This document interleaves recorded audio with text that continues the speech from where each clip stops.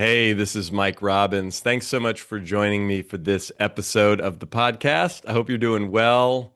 You, your family, your team, everyone around you. I want to talk today about having the courage to really care. Um, I've been thinking about this in a few different contexts. As I'm recording this, the Winter Olympics just wrapped up, and I love the Olympics. I love the Summer Olympics even more than the Winter Olympics, but I love sports, and as a former athlete and a big sports fan, I love watching. I'm always fascinated by the Olympics, both winter and summer, and even some of the events and sports that I don't really follow and don't know that much about. I just get riveted, the stories and the drama and the country unity um, and just the notion that these athletes compete their whole lives and often this is the one and only opportunity they have, and there's three spots on the podium, and sometimes the person who's supposed to win the gold medal wins the gold medal and sometimes they don't. um, but just the courage it takes to do that and the vulnerability of it, again, I love that about sports in general.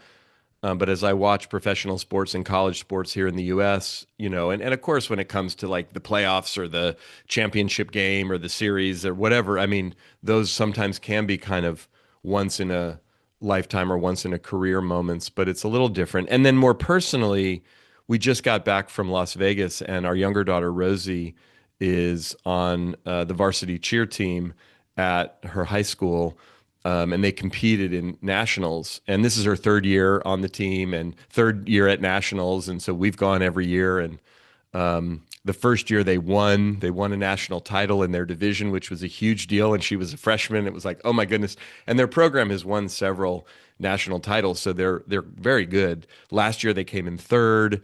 And they were a bit disappointed, but they were in a different division and the competition was even stiffer. So coming in third felt like an accomplishment, even though they were disappointed. But this year was so interesting because they did amazingly well both days of the competition, and they hit their routine both days. In cheer competitions, if you hit, that means you did all of the components with no deductions, and it's a big deal.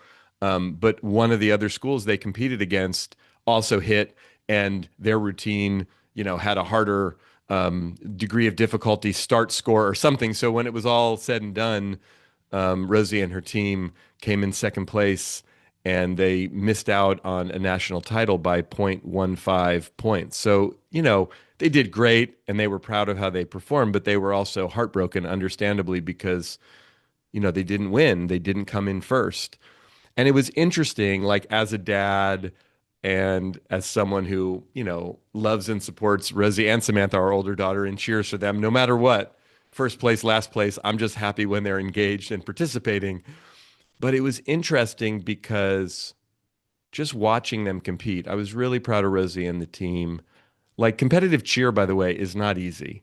And I've learned a lot about it in the last few years, and the dedication, the commitment, the teamwork, the physical toll, they started learning this routine back in the summer and kind of working on it to culminate into this moment, many months later.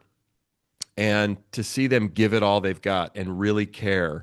And when they finished their routine on the second day and they were so proud and excited and crying and hugging and thought because they did so well, not only were they proud of how they performed, but they thought that meant that they won. And then the other team came and did an amazing job. And then it's up to the judges. And then when they found out that they hadn't won and they came in second, to see their devastation and the tears that came in that context, I actually appreciated it. I felt for them, but I was like, yeah, they really cared. Like they put it all out there. They went for it. They got up on that stage in this huge arena in front of thousands of people, performed, competed while being judged, and like they put themselves in the arena. And like that's what life is about. It's not about cheer competitions and the Olympics necessarily. I mean, if you happen to do those things, great. But most of us aren't doing either of those things. And even though I was a competitive athlete for many years, I'm no longer competing in sports. But in life, are we going all in? Are we putting ourselves in the arena, so to speak? And as I've been reflecting on it for myself, I was on a run yesterday, and I often have lots of insights when I'm running. You've heard me talk about my insights from my runs on the show here. I do this little game with myself, as I've probably shared with you before, where like I have a couple different runs that I do, and I time myself, and I do it just so I can push myself a little and sort of compete against myself and try to get an even better workout. But there's a bunch of sort of benchmarks of time. And I'll look at my phone and as I'm timing myself when I get to these certain markers on the run just to know how I'm doing. And yesterday I was having a really good run and my time was good and it was looking like this one run that I do, I go pretty hard and like the best I've ever done is 15:04. So I've never broken 15 minutes. And yesterday there was like, as I'm going, I'm like, I could break 15 minutes if I keep up this pace, but I wasn't sure. And I noticed at the end when I hit the last sort of marker and I looked at it and I thought, oh, actually now I'm probably not going to get under 15. But then I said to myself, just go for it. Just go. And so I'm sort of sprinting down the hill at the end of my run. And it's like, again, this doesn't mean anything. There's nothing at stake here. I'm wanting to make sure that I don't hurt myself, of course, but it's like, I was laughing and I found myself just breathing differently and kind of relaxing my body and just pushing a little more. But just like, what's the worst that can happen is I fall short of this silly little made up goal. But if I don't go for it, it's not going to happen. And I just went. And then I got to the end, I looked down and it was 15:15. So I actually didn't really even get that close to breaking. I mean, 15 seconds, I guess, is close, but it made me laugh. And as I was walking up the hill after I got done running, I thought to myself, wow, how many places in my life do I go for it and put myself in the arena, but then still hold back? Because I don't want to push too much. I don't want to try too hard. I don't want to get disappointed. I don't want to give it everything I've got and then have it not work out, even though I've had that happen a lot in my life, in sports, in business, with goals and dreams and aspirations, in relationships, right? We've all had that happen. And look, going all in is risky because we don't know how it's going to turn out. And look, we've all had traumatic experiences, some really painful. We get burned out, we get cynical. There's constant noise and change, right? So it's tempting to hold ourselves back, to protect ourselves. Now, look, I'm not saying that it's not healthy and important to pace ourselves, to take breaks. That's absolutely important. And I've struggled with that a lot in my life. So let me just be clear about that. But again, when I say going all in, it's not about pushing ourselves to the max necessarily. It's about really caring. It's about giving a shit, like really, really giving a shit, knowing that doing so puts us in a vulnerable position where we could get our heart broken. And this notion that detachment is safer, that not caring is somehow safer, it leads to numbness, it leads to disengagement, it leads to sometimes even resentment. But staying open can be harder, can be scarier, can be ultimately more painful, but it's life-giving, it's inspiring, it's right. I mean, now again, there's a difference between going all in and burning out. I'm not saying that we need to just go, go, go, go, go. It doesn't mean overextending ourselves and sacrificing ourselves in some debilitating kind of way. It means bringing presence, intention, heart.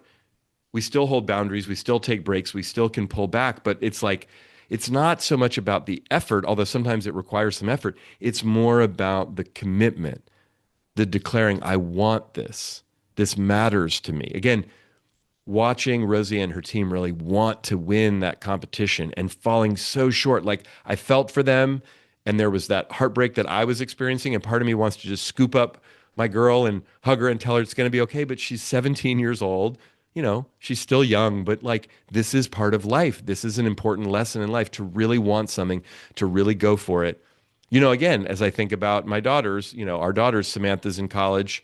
She's 20. Rosie's going to go through the process this next year of applying to college, which is an incredibly vulnerable thing to do, an incredibly competitive thing to do, very difficult these days, even more so than when I was going through the process.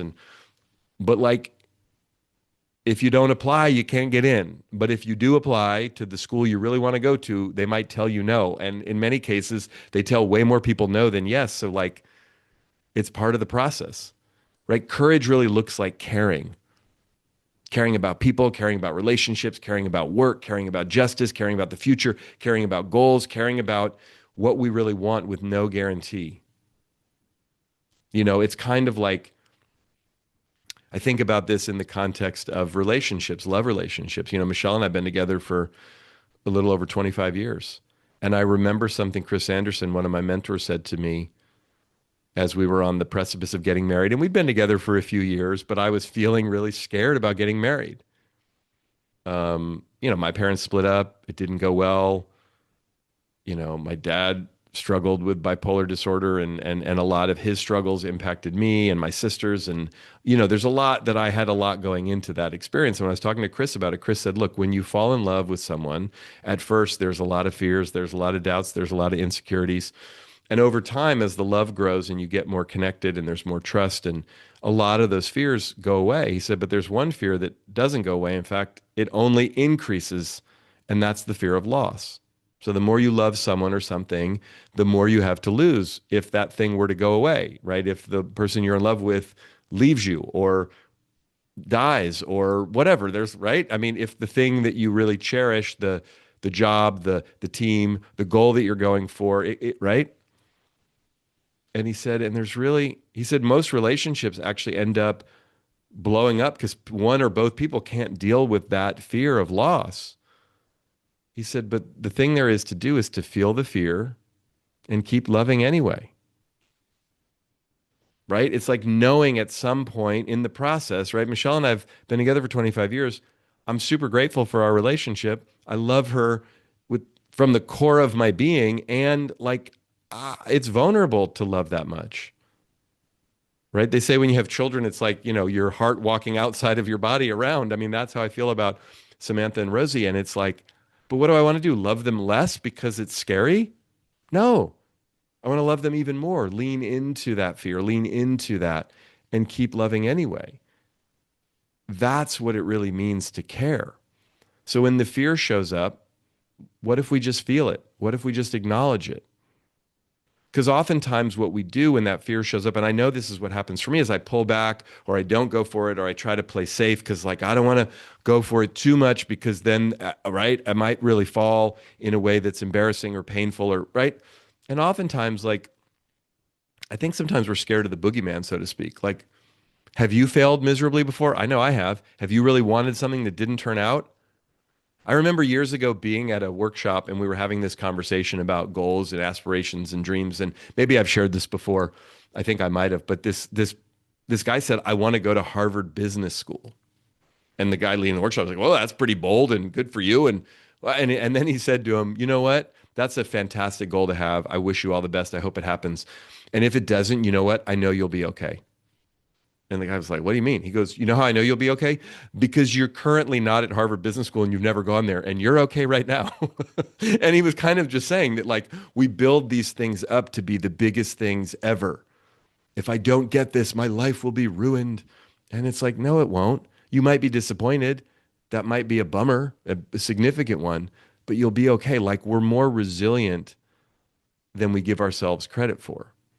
And remember, going for it isn't a one-time decision, isn't just something we do. That's the thing I noticed when I was reflecting on this yesterday after my run was like, oh, I've gone for it in my life quite a bit, which I'm proud of and grateful for.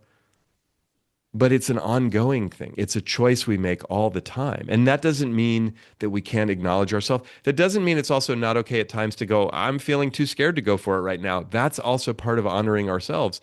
But just because we've done it in the past or just because we're doing something that like, again, the work that I do, like putting myself out there, doing these podcasts, writing books, giving speeches. I mean, all of that, I love doing it. But people might look at it and go, wow, that's so bold or that's so courageous. And again, I don't say this to sound self-important, but yeah, it is. And there's ways in which I can do it where I'm playing safe. And there's ways in which I do it where I go for it.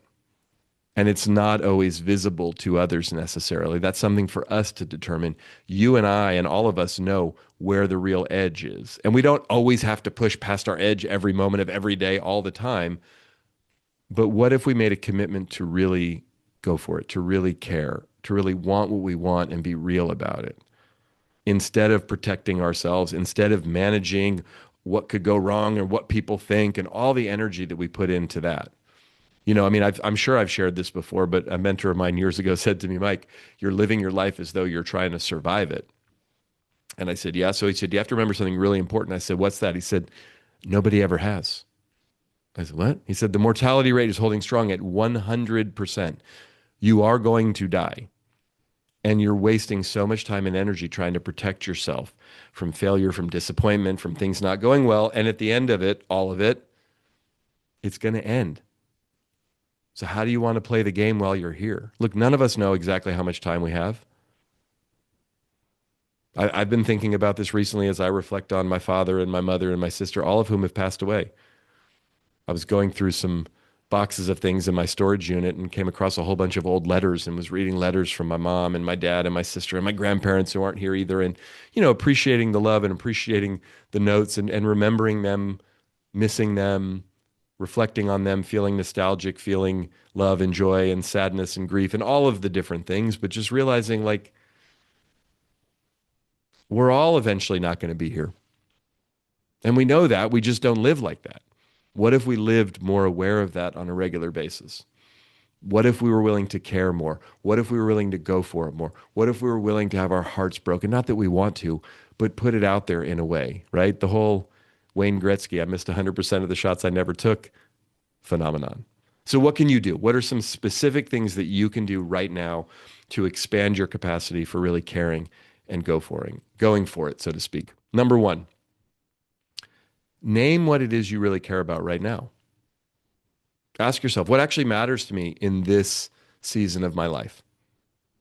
Let that guide your energy. You don't have to post it on social media. You can if you want. You can just write it in your journal. You can think about it. You can have it in a conversation with a friend or a mentor or a therapist or whoever, but really focus on like, what do you really want right now? What matters to you? Are you clear about that? Do you know what it is? Sometimes we're not clear, and that's okay, but we can inquire. Sometimes we are clear. We just sometimes are a little afraid, understandably, to acknowledge it first and foremost to ourselves, but especially to others. The second thing is notice without judgment, but notice where you might be holding back. Where are you playing it safe? Where are you afraid to really go for it, to really care? And see if you can just notice that without judgment.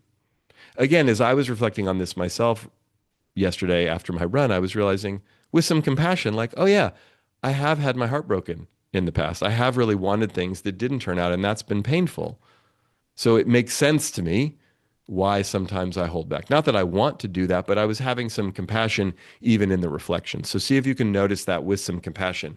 A third thing that you can do is take one small courageous step, right?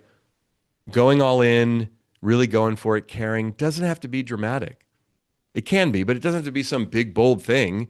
It can be one honest conversation or one aligned action, one, as my friend Susan likes to say, a micro movement. So take one small courageous step. You can take more, but just start with one. A fourth thing that you can do is practice caring, like really caring without attachment to the outcome. That's tricky, right? That I find is a challenging balance, but show up fully without needing to be certain or to control it. It's like I remember back that conversation I had with Chris Anderson about feeling the fear and loving anyway. It's like he was telling me, you're asking for some kind of guarantee from Michelle if you get married that it's going to work out and everything's going to be great. He's like, that's not the way it works. You're making that commitment knowing there's no guarantee. And even with something small, can you practice even in a small way, really showing up, really fully caring, really fully engaging, and not being attached to the outcome? There was a great example during the Olympics. Again, if you're watching this or listening to this right after it happened, you may remember, maybe you watched it, maybe you didn't, but the wonderful skater, Alyssa Liu, who I didn't know much about until the Olympics and found out she's from my hometown of Oakland, California, won the gold medal in this beautiful way. And it was just a transcendent performance. But the thing that was so amazing about it was she seemed so free, so herself, so not attached. Here was this moment that was so big and so tense, and like the whole world's watching in a lot of ways. And she skated to the gold medal with just so much joy and freedom and effervescence that was like, wow. I mean, I don't follow figure skating all that regularly. I usually watch it during the Olympics, but I was really taken by that. And there seemed to be, obviously, she wanted it. Obviously, it mattered. She's been training for her whole life and has been an ice skater. I mean, she's got a really interesting backstory, but like watching that was a beautiful embodiment of caring without attachment. Because she even said, like, medals don't matter to me as much as really expressing myself and performing my art, she called it, which I thought was fascinating. And then a fifth thing we can do is choose presence over perfection. You don't have to be perfect. You don't have to do it flawlessly. It's about doing it wholeheartedly. It's about really caring, really giving it your all. It might be messy, especially at first. So those five things, name what you care about right now. Notice where you're holding back. Number two. Number three, take one small, courageous step. Number four, practice caring without attachment to the outcome. And then fifthly, remember to choose presence over perfection.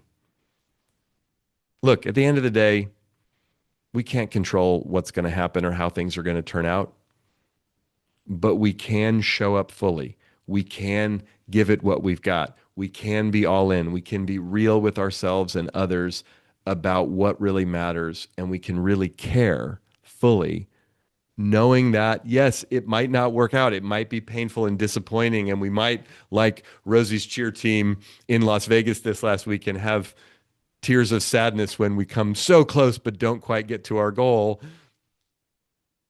But I'd rather go for it. I'd rather give it all I've got, even if I fall short, than hold back to protect myself. It takes courage. It takes embracing vulnerability. But that's what it's all about. So thanks for watching. Thanks for listening. As always, I appreciate it. Feel free to check out the show notes if you want to learn more about me and my work or connect with me on social media. Best place to do that is at our website, which is mike-robbins.com. Love it when you leave a rating or a review, and make sure to subscribe and follow the show so you don't miss any episodes. Until next time, keep bringing your whole self to work, to life, and remember, we're all in this thing together.